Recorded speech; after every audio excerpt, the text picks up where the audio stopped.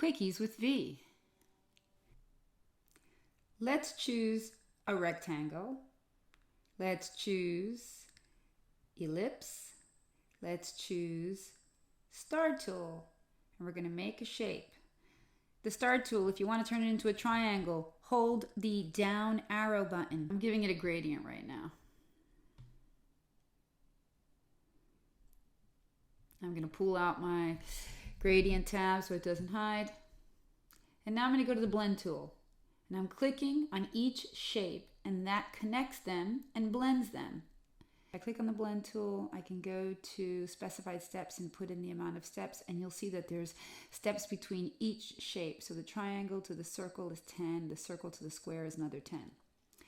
So now I'm going to play individually with each shape.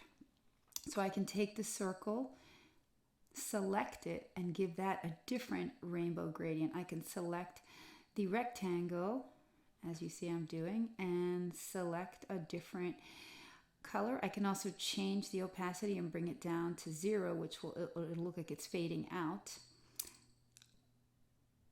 And if you just double click, you can isolate the images within the blend, and you can move each image separately, or each shape, and you can rotate it.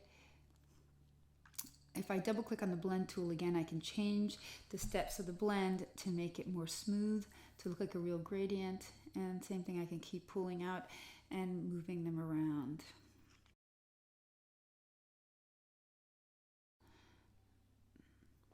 So now I'm taking my pencil and I'm making another shape. And now it's going to connect to that shape. I'm going to do it again.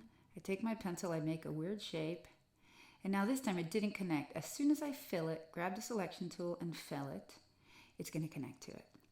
So I have a blend that's made up of 5 different shapes with all different color fills and gradients in them. So it's pretty cool, the kinds of things you can do if you let your imagination run wild, which you want to.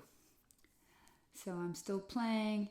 I can even give them different kinds of gradients to each shape. I can give one a linear gradient, I can give one a radial gradient. So if you do Command Y, you can see an outline of your shapes and the track that they're following from one to the other. And I'm just going to kind of play around with them, try some things just so you can see how the blend changes. You can overlay the shapes one on top of the other. You can make them bigger, you can make them smaller, you can keep moving them any way you like, and they will continue to blend. So the one above I already made before this one, just to make sure that I knew what I was doing. So I urge you to go crazy and try making your own shapes, blending them with the blend tool, adding funky gradient fills, going back, using the pencil, changing the shapes, deleting some of the shapes, adding more shapes to make even a crazier blend, and just kind of let yourself go and try different things. I think it's pretty psychedelic, if you ask me. And you know, the new trends for 2019, even though it's almost done, are gradients. Gradients are everywhere.